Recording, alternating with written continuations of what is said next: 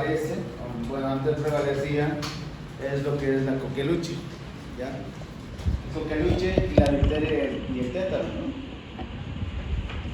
Sí. Son temas que vamos a hablar, son enfermedades que actualmente son enfermedades emergentes. ¿Por qué?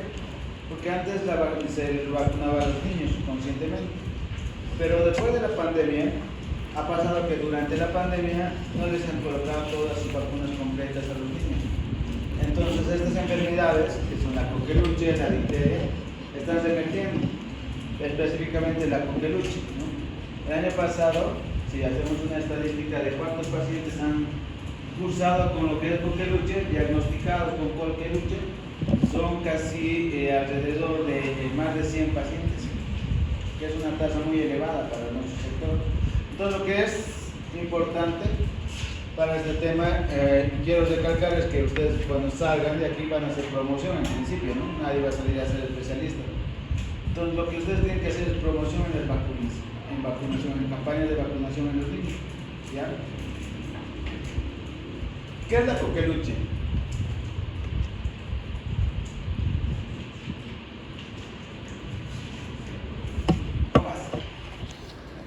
¿Qué es la coqueluche?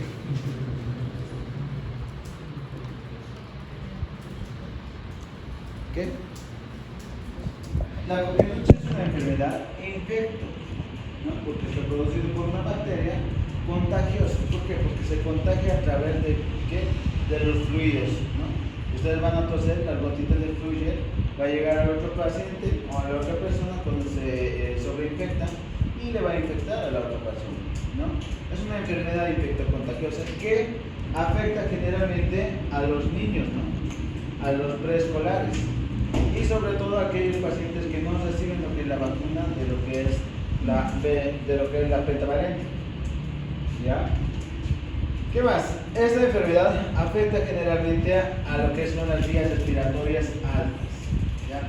Por eso es que el paciente, cuando entre lo que es la bacteria, lo que va a producir es inflamación de la faringe específicamente, de la faringe y de la laringe, ¿no? Si hablamos un poquito de historia, en 1578, en París, en Francia, se diagnostica este tipo de patologías de acuerdo a la clínica. ¿Por qué de acuerdo a la clínica? Porque esta enfermedad te da una tos quintosa, ¿ya? ¿Qué quiero decir que es una tos quintosa? Una tos que el niño va a empezar a toser aproximadamente 5 a 6 veces y va a llegar un momento en el que se va a quedar sin oxígeno, ¿ya? Y se va a colocar cianótico y hace una inspiración así, forzada, ¿ya? Entonces el niño posterior a eso puede llegar hasta convulsionar. Por eso que en París, en 1578, Giuliano determina que esto es una patología por una bacteria, ¿ya? Posteriormente, en 1867, determina que es una tos violenta, tos pertusa, ¿no? En 1900 determinan que es una tos tos convulsa, porque esta tos le llevaba hasta padecer convulsiones, ¿no? Entonces, por eso son sinónimos, ¿no? Que lo dicen coqueluche, tosferina. ¿Por qué ferina? Porque es igual que el gato empieza a toser y el niño es lo mismo que hace, ya por eso es tosferina. Tos convulsa, ¿por qué? Porque empieza a toser el paciente y llega un momento en el que se queda sin oxígeno, llega a hacer bradicardia y empieza a convulsionar a su paciente, ¿no? Entonces es una enfermedad muy, muy peligrosa para pacientes menores, ¿no? Lactantes menores, lactantes mayores y preescolares, ¿ya? ¿Cuál es la microbiología? La coqueluche se da por lo que es la Bordetella pertussis específicamente. Esta Bordetella pertussis es un microorganismo que es un cocobacilo gram negativo, aerobio obligado, ¿no? ¿Por qué es aerobio obligado? Porque solo va a vivir en la faringe, ¿ya? Entonces, en lugares donde va a haber bastante oxígeno. ¿Qué más? Crece muy lento en cultivos, aproximadamente una semana. Por eso es que los cultivos en este tipo de pacientes no salen positivos, a no ser que tengan gran cantidad de bacterias de lo que es la Bordetella pertussis, ¿ya? El germen que le va a producir esta tosferina, lo que es la coqueluche, es la Bordetella pertussis. Pero hay otros tipos de especies, ¿no?, que no son tan patológicos, que te van a producir una síndrome coqueluchoidea, eso se llama. ¿Por qué síndrome coqueluchoide? Porque no tiene todas las características de una tos de coqueluche, ya no tiene todas las sintomatologías. Por eso es que estos agentes solo te producen un síndrome coqueluchoide, un conjunto de síntomas y signos que no te van a llevar a una convulsión propiamente, que no te van a llevar a una bradicardia propiamente, o que no te van a llevar a una cianosis, ¿no?, en el paciente cuando vaya tosiendo, ¿ya? Pero que simula una tosferina, sí, es muy probable. ¿Cuáles son estas especies? La Bordetella bronchiséptica, ¿no?, que es más propenso en animales, este tipo de bacterias, ¿ya? El Holmesi es más pacientes que tienen fibrosis pulmonar, ¿ya? Puede causar este Holmesi en estos pacientes que tienen fibrosis pulmonar, lo que es un síndrome más necrótico, ¿ya? Ahora, en cuanto a la patogenia, una vez que ingresa la Bordetella pertussis al organismo, pasa por cuatro pasos muy importantes para que pueda producir la lesión o el daño a nivel de lo que es el tejido. Uno es la adherencia, ¿no? Dos es la evasión de las defensas del huésped. Tres es el daño local de los tejidos. Y cuatro es las manifestaciones sistemáticas de lo que es el paciente. ¿Por qué produce esto? Hay fibras que ayudan a lo que es la Bordetella pertussis a adherirse, como la pertactina. La pertactina lo que hace es mejorar la adherencia, ¿no?, a lo que son las células de lo que es la faringe, ¿ya? Esta pertactina hace que se una lo que es la Bordetella pertussis, ¿no?, a las células epiteliales ciliadas de lo que es la vía respiratoria superior, ¿ya?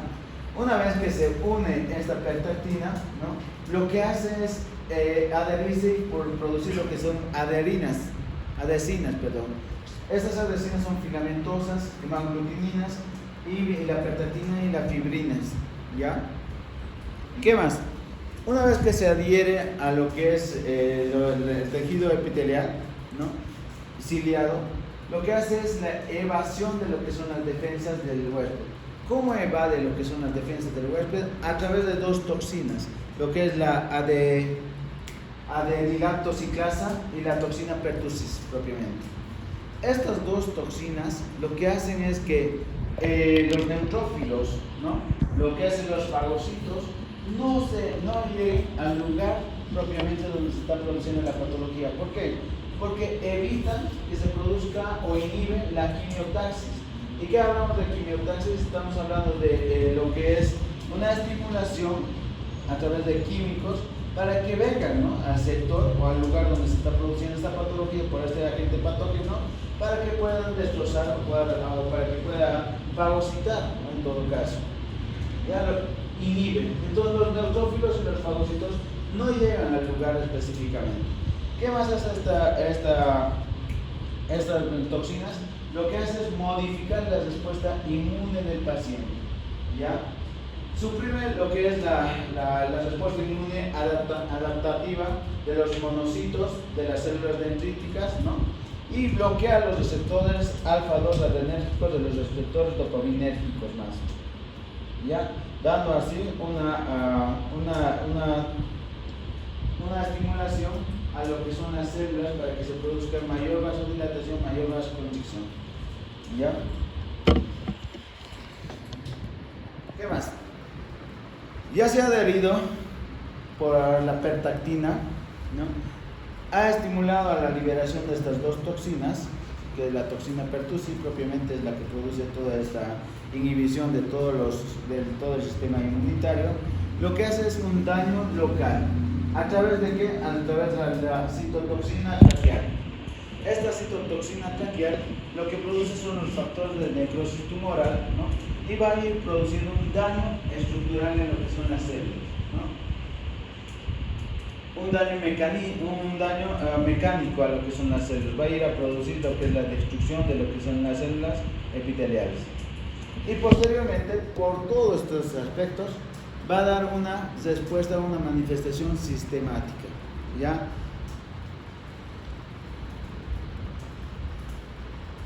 ¿Cómo se transmite? La transmisión se produce por contacto cercano con el paciente enfermo. Generalmente esto se transmite por los fluidos, por las gotitas de fluye, cuando el paciente empieza a toser. Entonces, ¿quiénes son los portadores?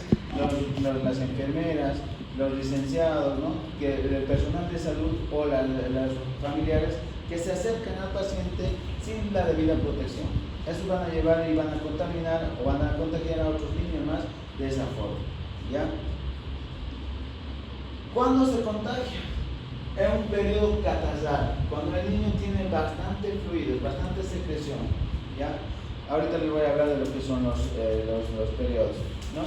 Entonces tenemos un periodo de incubación propiamente. Este periodo de incubación es un poco ambiguo los días que determina. Lo que vamos a tomar son estos días que son, el paciente va a estar asintomático aproximadamente 7 a 10 días con un rango de 5 a 21 días. ¿Qué quiero decir? Que el paciente, ni bien se contagia, no va a presentar la manifestación a partir del momento en el que ha tenido contacto con el otro paciente enfermo, sino a los 5 días a 7 días. Recién se va a incubar el resto del proceso patológico. Tenemos 3 periodos por el que cursa la patología: el periodo catarral, el periodo paroxístico y el periodo de convalecencia.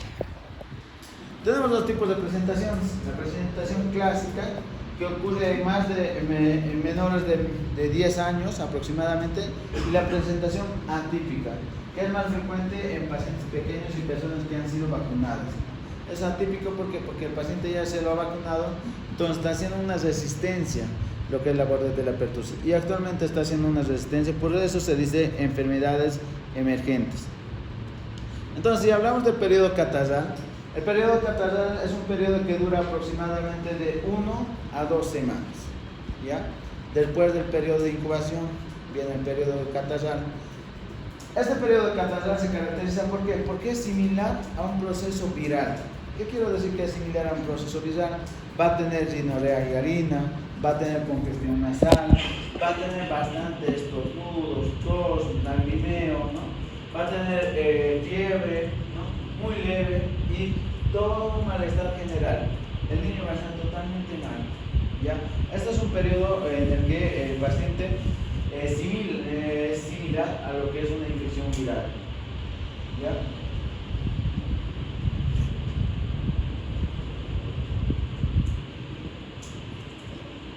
Posteriormente tenemos el periodo paroxístico. Este periodo sí es muy importante, ¿ya? ¿Por qué es el periodo paroxístico? ¿Por qué se caracteriza este periodo paroxístico? Porque puede durar de 1 a 6 semanas hasta más de 10 semanas, ¿ya? ¿Qué quiero decir con esto? Que, por ejemplo, este paciente que viene con este periodo paroxístico, lo que es la tos, va a ser una tos quintosa. ¿Qué quiero decir tos quintosa? El paciente empieza a toser 1, 2, 3, 4, 5 veces aproximadamente, hasta 6 veces, y posterior de esta tos, lo que va a hacer es una expiración, ¿no?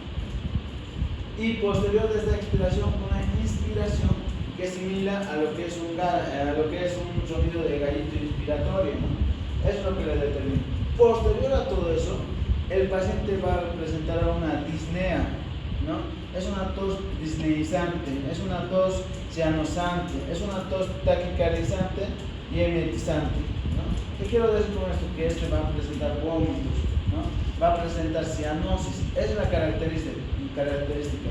Empieza a toser el paciente 2, 3, 4, 5 veces y se queda ahí, se para y hace una inspiración forzosa, ¿ya? Después de hacer esta inspiración forzosa, el paciente, como ya no puede respirar, va a quedarse cianótico, azul, todo azulito el paciente. Después de quedarse azulito el paciente, como ya no iba a llegar oxígeno a lo que es el cerebro, lo que puede hacer es empezar a convulsionar o empezar a vomitar, ¿ya? Entonces, esa es la característica de lo que es el periodo paroxístico. ¿Qué más? ¿Cuánto dura? De 2 a 8 semanas aproximadamente, ¿no? Y este periodo va a ir disminuyendo disminuyendo progresivamente, ¿no? No es que un rato va a terminar de toser y posteriormente no. Por eso se dice también que es una tos de los 100 días, ¿no? O de 3 meses aproximadamente. ¿Por qué? Porque va a empezar a toser el paciente y no deja de toser por más de 3 meses. ¿Ya?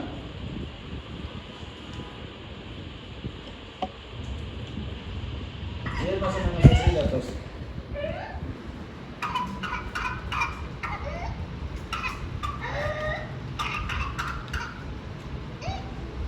A ver, ¿escuchan la tos? Empieza a toser y ahí. Esa es una inspiración forzosa. Y ahí es donde ya no puedes respirar el paciente y se vuelve cianótico. ¿Ya? ¿Escuchan? Y ya no puede respirar. Entonces empieza a convulsionar el paciente porque no le va a llegar oxígeno al cerebro, ¿ya?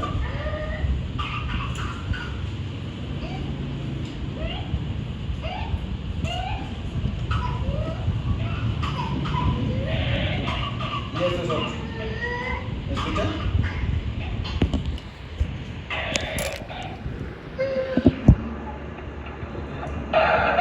Y ahí es donde deja de respirar el paciente, por eso empieza a convulsionar, se vuelve cianótico y empieza a vomitar.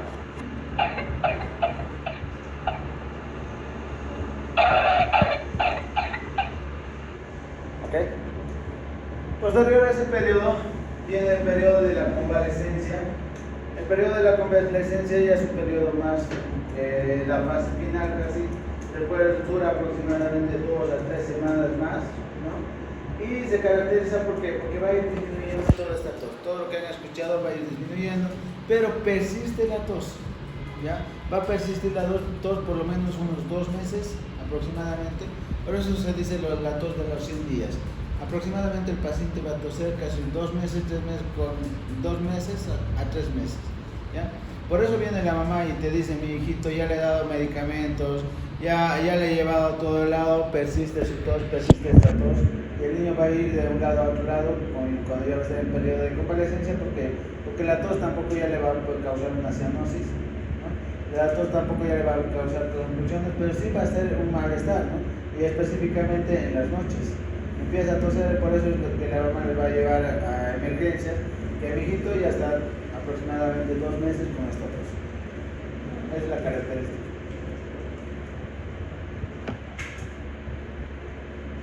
Dura aproximadamente de 2 a 6 semanas, disminuye de forma progresiva, ¿no?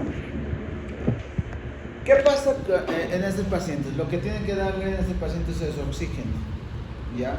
Y ustedes ya saben cómo manejar los flujos, ¿no? Si está cianosante, está queriendo convulsionar, tienen que aumentar la cantidad de oxígeno que tiene el paciente, ¿ya?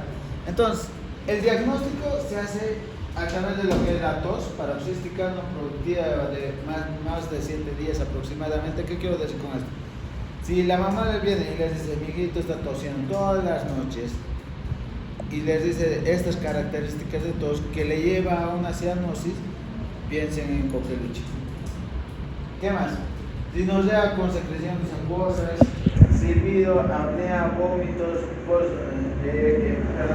hemorragias conjuntivales, alteración de lo que es el sueño. Por eso les digo, más que todo en la noche viene el paciente con este tipo de tos, ¿ya?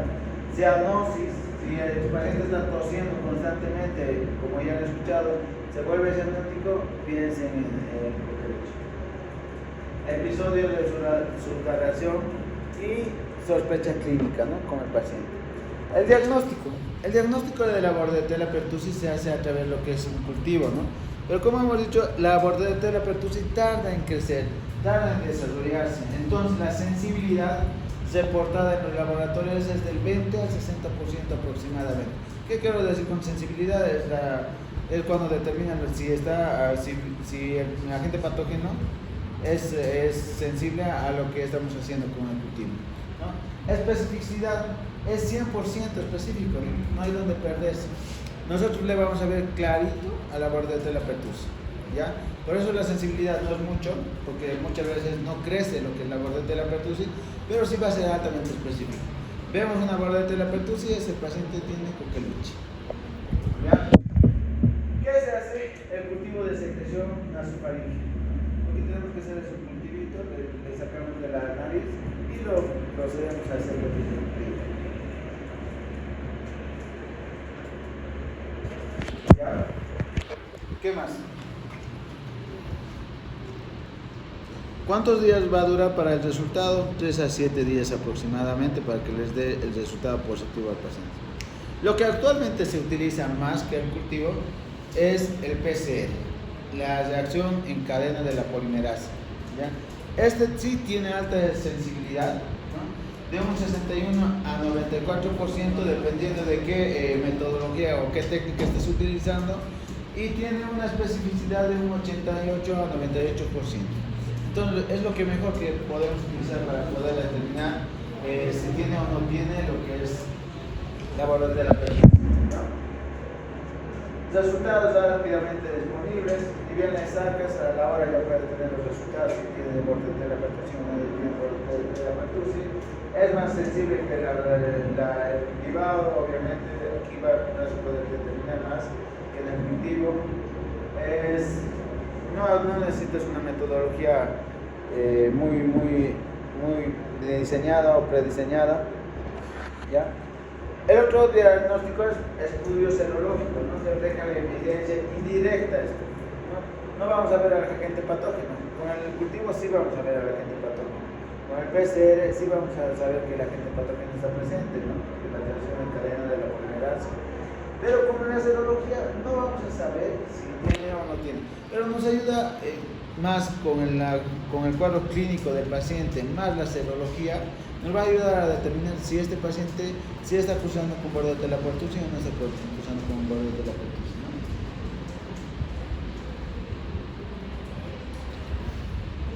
¿no? Entonces, se desconoce una precisión específica de lo que es la serología si se hace un estudio serológico de la borde de la pertusión.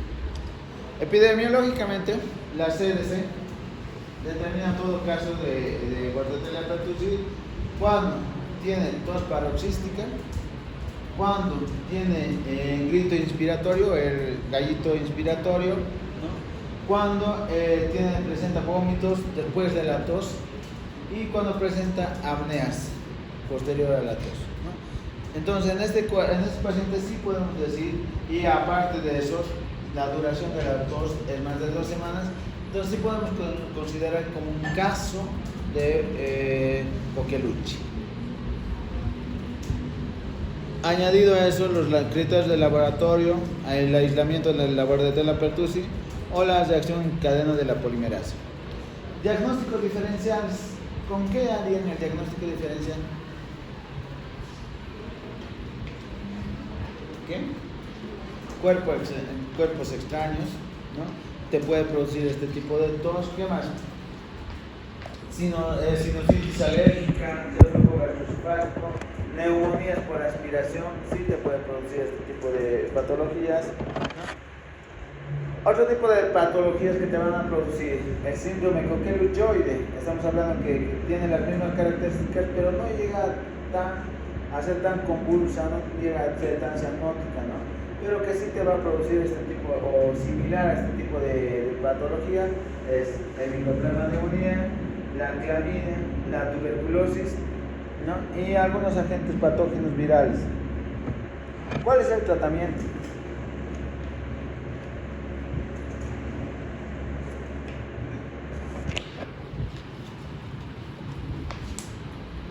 ¿Cómo es? ¿Qué le dan a este paciente entonces? Realmente, nebulizaciones, antihistamínicos, broncodilatadores, corticoides, no han mejorado la tos, no mejoran, si no el paciente estaría más o menos estable, ¿ya? Lo que sí se puede hacer es tratamientos inespecíficos, ¿no? Como que colocarle oxígeno al paciente, ¿no? En todo caso, si está convulsionando, darle ventilación a presión positiva al paciente si son lactantes o menores. ¿Qué más? Tenemos que comenzar antibioterapia, ¿ya? ¿Con qué le vamos a comenzar antibioterapia? Acitromicina, claritromicina o eritromicina, ¿ya? Ahora, ¿cuál es el tratamiento específico? En menor de un mes, lo que podemos utilizar es más la acitromicina. ¿Cuánto es la dosis de la acitromicina? 10 miligramos kilogramo día en dosis única, ¿ya? podemos darle 3 días hasta 5 días dependiendo del cuadro clínico del paciente. ¿Ya? ¿Qué más? En menores, la eritromicina no se usa en menores de un mes. ¿Por qué? Porque ustedes ya saben, ¿no? ¿Qué te da la eritromicina?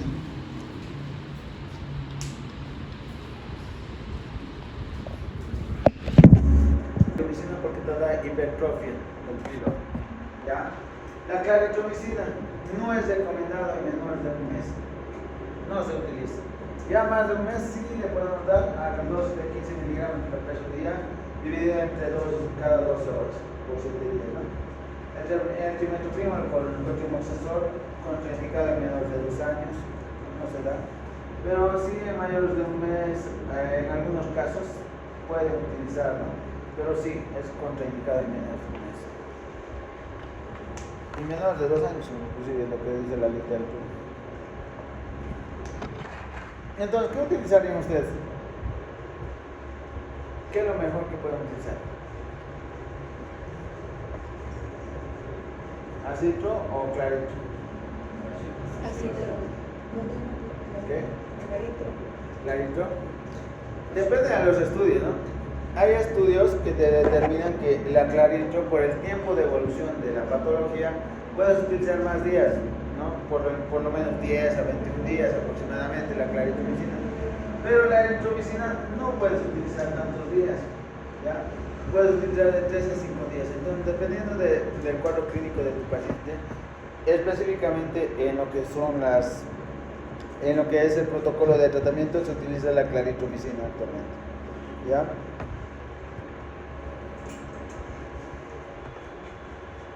Entonces, para no llegar a estos casos patológicos, ¿qué tenemos que hacer? La prevención. ¿Y qué vacunas utilizamos para este tipo de patologías?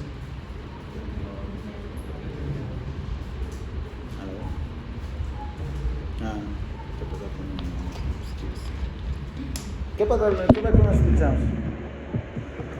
¿Qué? ¿La qué? ¿Difteria, tétanos? ¿Qué más?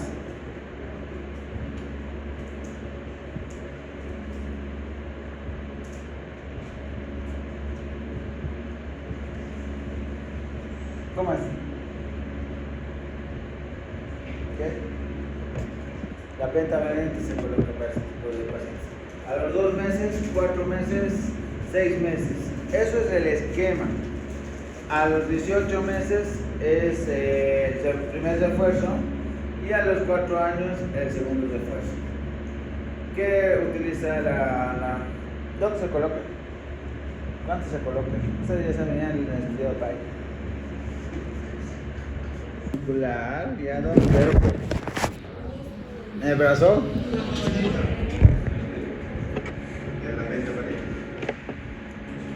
¿En qué músculo? ¿Qué?